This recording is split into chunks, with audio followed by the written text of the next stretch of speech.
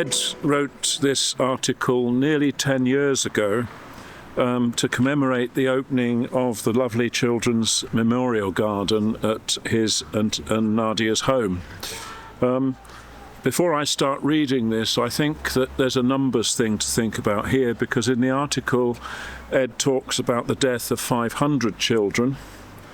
I'm sure that we all know that we're talking about multiples of thousands and thousands and thousands of children, especially during this last 15 months.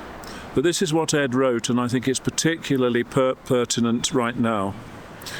Unless you're famous, nobody will remember you in 100 years' time. So why remember the existence of little human beings whose lives were barely moulded by time? Perhaps that itself should be the reason.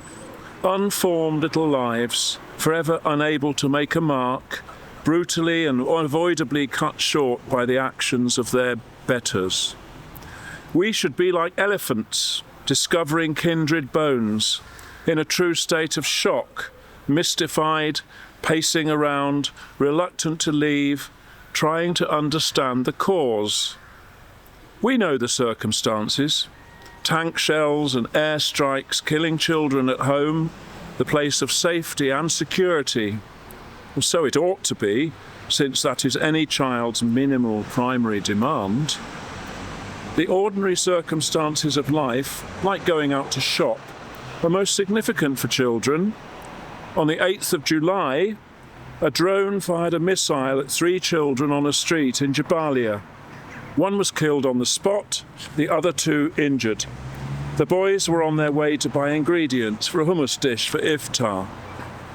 On the 17th of July, 3 children who were feeding a family chicken on the roof of their homes were killed. 2 children were injured. Perhaps most poignant of all are the deaths because of planning and action by adults of children playing. On the 16th of July, 4 children were killed while playing on the beach near Gaza city port. Another 2 were injured. But what can anyone do, apart from sympathising, apart from acknowledging the unfairness? Of course it's unfair that nearly 500 children had to die, simply because they were on the wrong side and in the wrong place at the wrong time. They themselves were not trying to hurt anybody. They were children, by definition innocent. But what you might say, it's too late. Their lives are gone, and who can say what those extinguished lives might have been?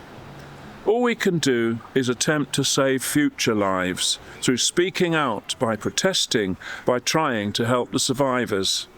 In that case, let's try at least to become like elephants. The elephants shocked and saddened by the bones of their kind.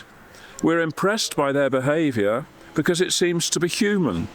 In fact, it's better. Elephants don't forget to be elephants, but humans can forget to be human. Human lives can become distorted by thought, to the point sometimes where memory and imagination are discarded. So let us at least here mourn those we did not know. That's human. Let's imagine the lives of those who only wanted to play, or go out shopping, or feed a chicken. Let's remember them, since they can no longer remember themselves.